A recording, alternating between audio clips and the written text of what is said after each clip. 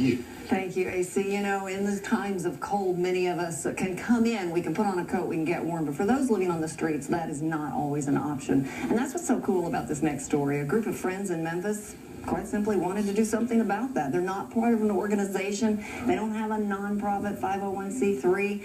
They're just four people who cared enough to follow their hearts. Eric Hart, Brian Gold, and Angelo and Amanda Lucchese. Welcome. Eric, it started with you. What happened a couple of weeks ago when we had intense cold just like we have right now? Well, first off, Whitney Houston had a song that said, "The greatest love of all is learning to love oneself." But Jesus said that there's no greater love than one who lays down his life for his friends. I talked to Brian, Angelo, Mandy over here, and said it was difficult for me to stay inside, warm up while it was that cold outside, and we decided to do it, and man, the whole community helped us. So you just kind of started gathering things and did what with them? We took a few hours to drive around town and picked up about 3 truckloads full of stuff. Blankets and... Yes, ma'am. Blankets, jackets, all kinds of clothes and socks and gloves and everything. And just gathered it all up, organized it, and headed downtown and started handing it out. And you would literally go up to people who were on the streets and just give it to them? Mm-hmm. Brian, why? You could have stayed inside warm in your house. Well, I believe that so many of us are just worried about, our standard of living instead of, wondering if people are actually out there living. Yeah. It was extremely cold and, people need blankets and clothes and things to stay warm. And, we just figured it was something we could do to help, maybe keep somebody from passing away just due to the cold weather. Did the reaction of the people you gave the items to surprise you at all? What was the reaction? Were they surprised?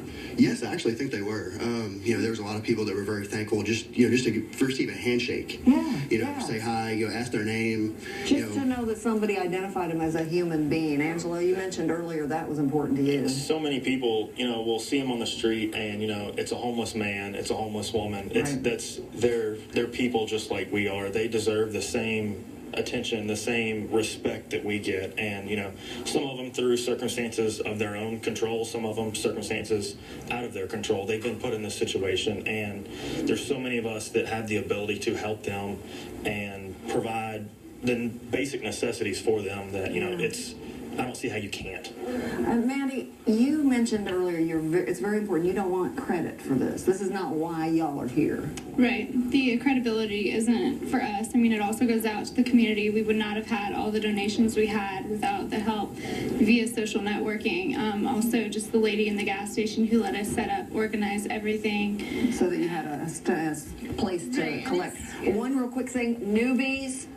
Is where you can bring things, and we've got to go because we've got to just have we'll tell you a little on later. Island and the Barefoot Bride on Poplar to drop stuff off. We're trying to help a family that lost everything in a house fire. Okay, it will happen again for sure. We need you. All right, we'll be right back.